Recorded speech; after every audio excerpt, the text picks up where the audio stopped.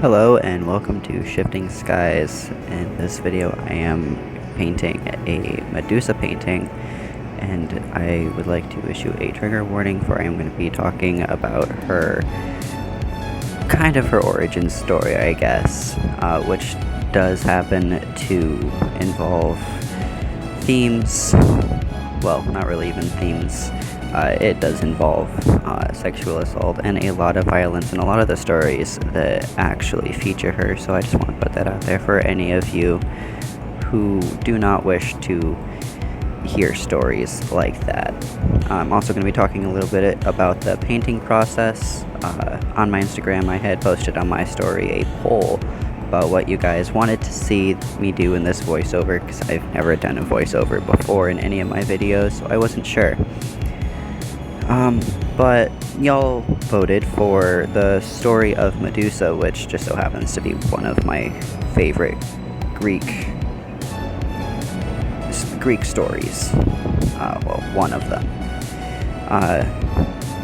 So to get right into it, Medusa, as many of you know who are into Greek mythology, or even just mainstream media or anything that involves Greek history, Medusa is a gorgon.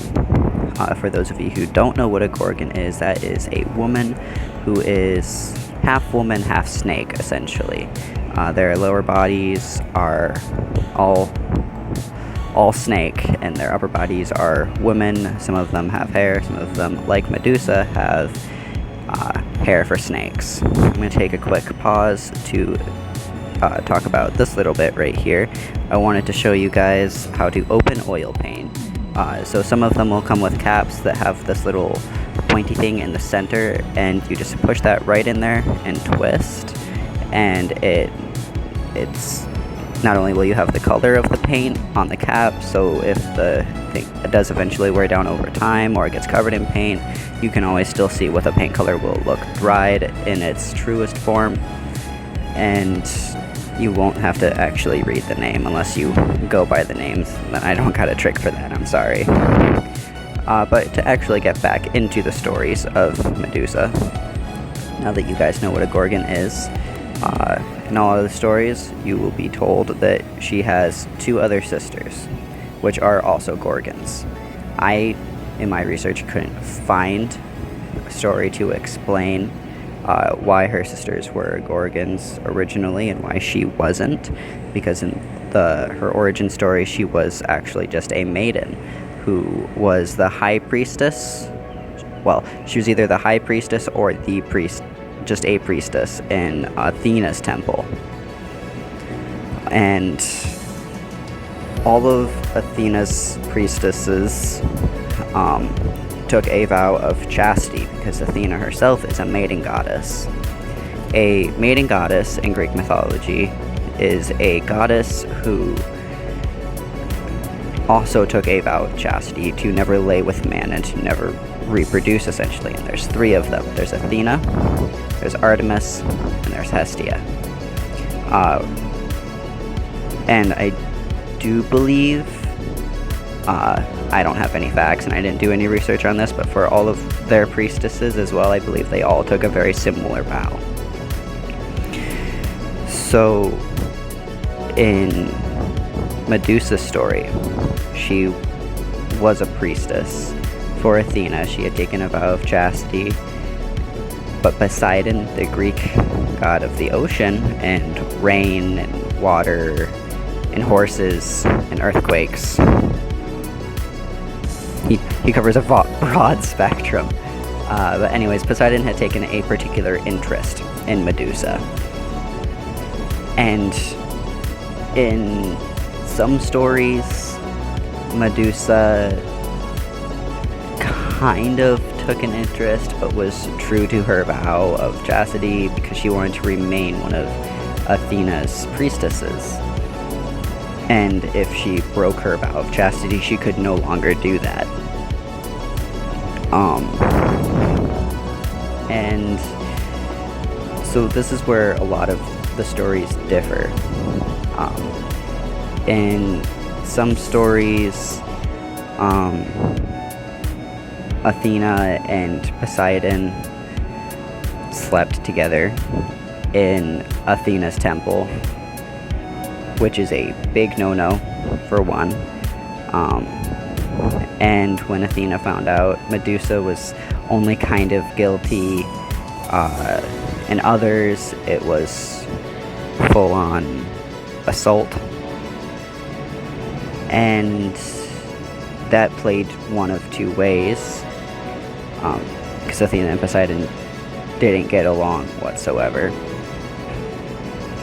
But in some of the stories, Poseidon gets Athena's full wrath, and Medusa is cast out of the priestess's hood. I don't know what that's called. I'm sorry.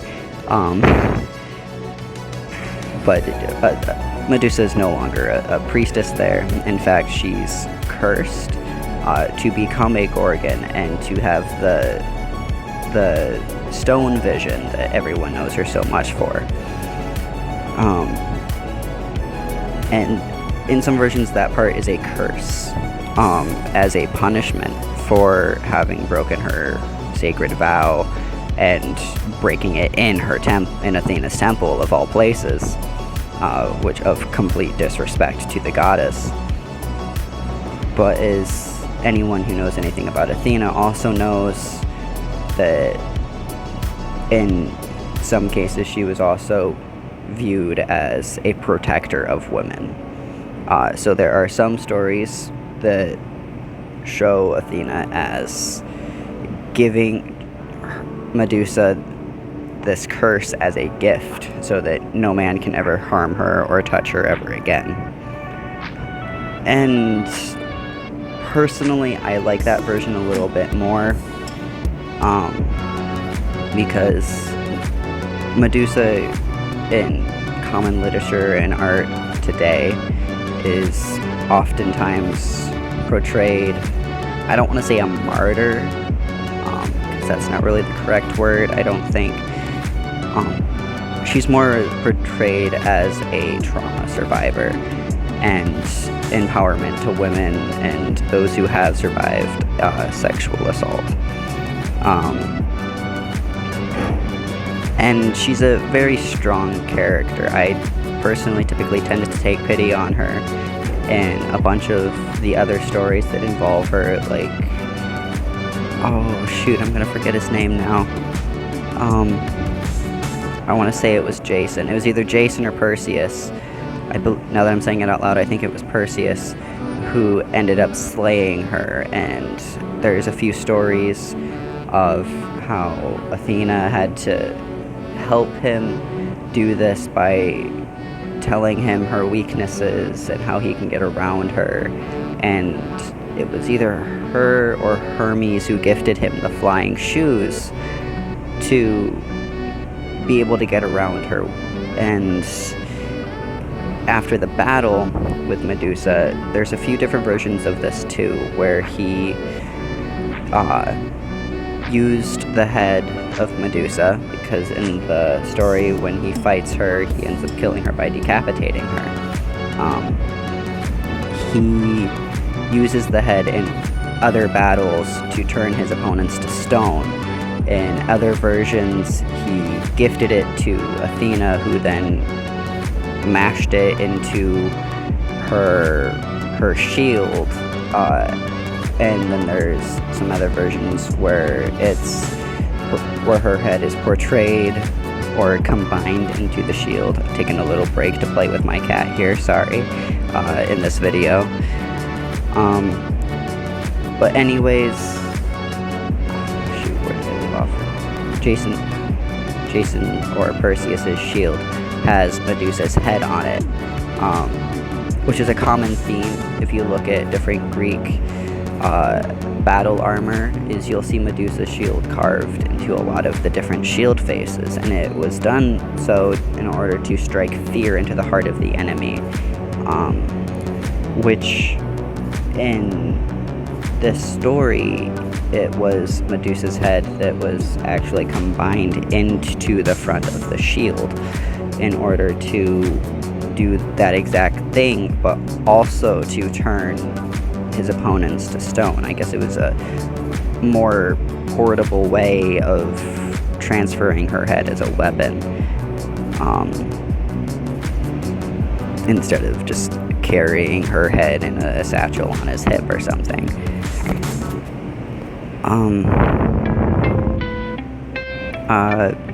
That's really all I remember from the stories from Medusa. There's wasn't a lot of literature for me to go back and read on. I did already know a lot of the stories beforehand. I did a little bit of research to make sure I had everything right, get my facts straight. Of course, I'm going to encourage all of you to go out there and fact check me. If you guys have a story of Medusa that I didn't really cover, go ahead and put it in the comments. I would love to read them. As I said earlier, Medusa is one of my favorite figures in Greek mythology, who isn't essentially a deity. A lot of people actually do just portray her as a monster. Personally, I tend to view her a little bit more as a person than as a monster. So I think I'm going to take this point, because I don't remember much more about the Medusa stories, to go into talking about this painting that I am doing in the video. So at the start of the video, you guys saw me putting together my palette and everything, and then you saw that when I actually got to the painting, there was already some paint on it, and it was sketched over, and that is because I had already tried to do this painting once. And I wasn't really willing to give up on it. I just needed to take a break, and I really was not happy with it. So I stepped back, I painted over it with acrylic, and resketched what I had done on there already through the acrylic with Posca markers. And I stepped away from it for a couple of days to try and get my head straight. I did some research, watched a lot of YouTube videos on how people actually paint figures underwater. Those pictures that I had put up there were my references for how I was going to try and do that. I ultimately ended up deciding on working in oils. I had originally tried to do this in acrylic and gouache, and it just was not working out for me. So I went back to oil paint, which is the medium that I'm the most familiar with. And I started with the background, if I remember correctly, trying to kind of block in the tones of the blues and the greens. I really wanted to make it look like she was in some kind of like pond or river, maybe even a lake. But then I also added in the lily pads and dragonflies, so I think it's a little bit more like a lake than anything. It is in this moment when I realized I had forgot to paint her arms along with the face, and I panicked a little bit because tone matching is so hard for me when it comes to painting on the fly like this. Overall, I think I did not too horribly. It was I struggle a lot with painting skin tone already, so trying to paint it underwater was a whole different level of difficult.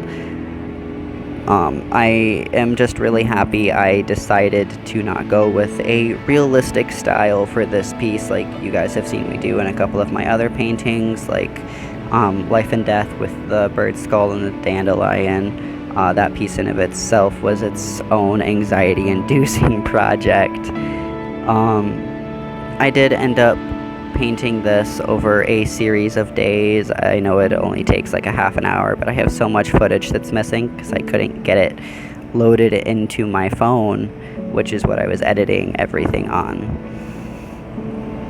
So here you can see me going in and with a little itty bitty detail brush and trying to paint in the eyelashes and the eyebrows, and it just was not working for me, so I ended up blending it in so I had a little bit of the detail of definition between the skin tone and the eyes, and I think it worked well overall because she was supposed to be underwater, submerged just below the surface, so it wasn't too hyper detailed like how it would be above land, and it's all just kind of a little blurred, and I like how it turned out.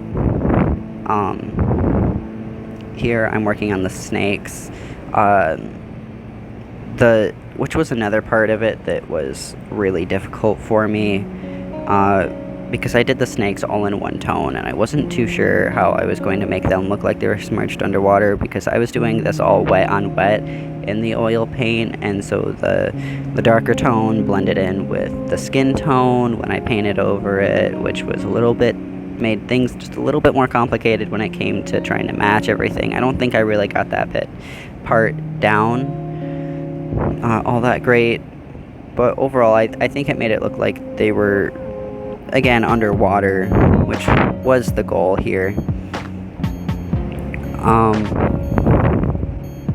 I did eventually get the hang of it, I think. Here you can see me painting a little bit more in real time to try and kind of get a feel of honestly how much slower it is when painting in person instead of speeding everything up.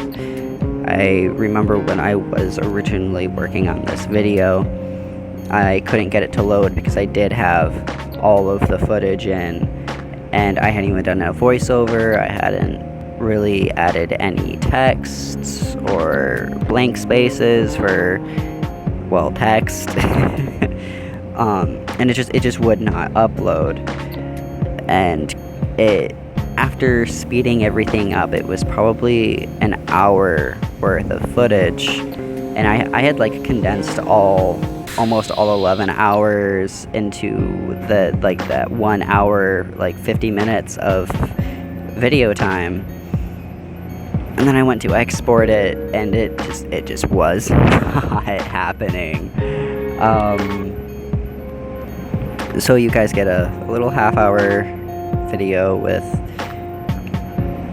probably 50% of the footage of painting process gone. So I wanted to add in a little bit of how fast it actually is when I'm painting. I remember during this moment I was so tired, and honestly my wrist was killing me. So I had said that I was just going to finish the snakes that day, and then I'll pick it up the next, which is what I did eventually end up doing. But I just wanted to share a little bit of that, because I know these speed paints can be really deceiving in how fast everybody thinks it can take, and I know when I'm going through social media and watching all of these speed paints, my brain kind of forgets that it's not real time and wondering, why can't I do anything that fast? It's so much faster, it looks so easy, when in fact it's not. It takes time, and it's not easy, but it's worth it. At least I feel like it's worth it, because everything takes time, and if you can't put in the time, it's not gonna turn out, I guess. However, I did originally start making this painting because I was inspired by a prompt from this, I want to call it a gallery, Myths and Magic in Minnesota.